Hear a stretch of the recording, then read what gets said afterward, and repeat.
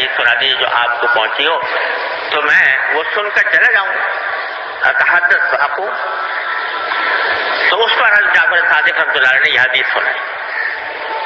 حدیث کیا سنائی؟ فرمایا میرے والد نے مجھے یہ حدیث سنائی تھی. والد سے مراد زین العابدین رحمۃ اللہ علیہ جو حسین کے صاحبزادے ہیں. میرے والد نے مجھے حدیث سنائی تھی میرے دادا سے،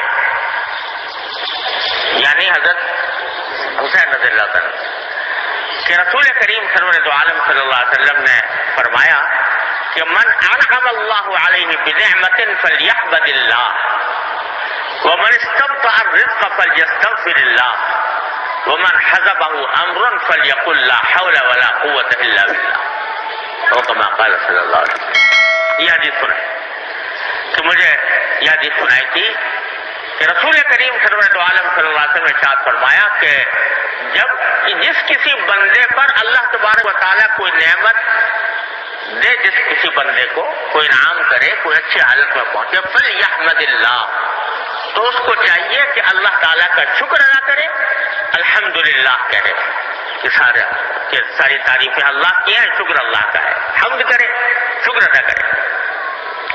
ایک تو یہ، دوسرا یہ کہ من استبطأ الرزق فلیستغفر اللہ، جسے اپنی رزق میں، روزی میں دیر لگ جائے، یعنی روزی نہیں مل رہی، روزگار نہیں مل رہا یا تنگی پیش آ رہی ہے معاشی اعتبار سے، تو اس کو چاہیے کہ اللہ سے مغفرت مانگے، استغفار کرے. اور جس شخص کو کوئی پریشانی پیش آئے تو وہ لا حول ولا قوت الا باللہ کہے.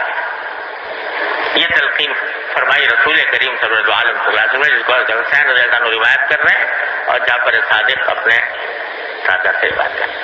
حضرت علی سے ہوئے، حضرت عابدین روایت کر رہے ہیں حضرت حسین رضی اللہ تعالیٰ عنہ سے. حضرت حسین نے یہ حدیث رسول اللہ صلی اللہ علیہ وسلم سے سنی.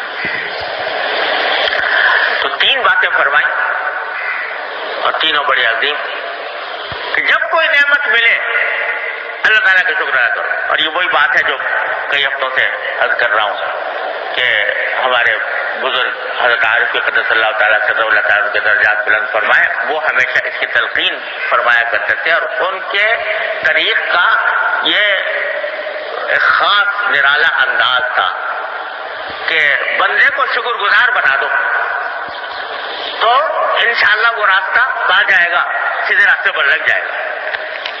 تو پہلی بات تو وہی ہے. دوسری بات یہ ہے کہ من استبطأ الرزق فلیستغفر اللہ، رزق میں جب کبھی دیر لگنے لگے،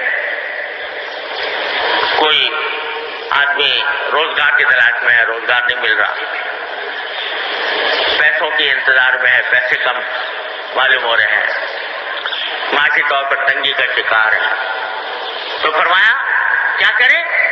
اللہ سے مغفرت مانگے، استغفار کرے.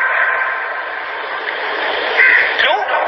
اس لیے کہ یہ جو الجھن میں مبتلا ہے، پریشانی میں مبتلا ہے، تو یہ قرآن کریم کا ایک آیت میں فرمایا گیا کہ ما اصابکم من مصیبت فبما کسبت ایدیکم ویعفو عن کثیر. تمہیں جو کوئی مصیبت پہنچتی ہے، غم، صدمہ، تکلیف، پریشانی، جو کوئی تکلیف پہنچتی ہے وہ در حقیقت تمہارے ہی اعمال کا نتیجہ ہوتا ہے. تو اس کا مطلب یہ کہ اگر کبھی تمہاری مراد پوری ہونے میں دیر لگ رہی ہے، دعائیں مانگے جا رہے ہو اور ایسا لگ رہا ہے کہ پوری نہیں ہو رہی، کوشش کر رہے ہو، کوشش کامیاب نہیں ہو رہی، دن رات اس کے پیچھے لگے ہوئے ہو. ایک اہل حدیث کہتا ہے دن رات اس کے پیچھے لگے ہوئے ہو لیکن کوئی حربہ کارآمد نہیں ہو رہا، تو کیا کرو؟ استغفار کرو.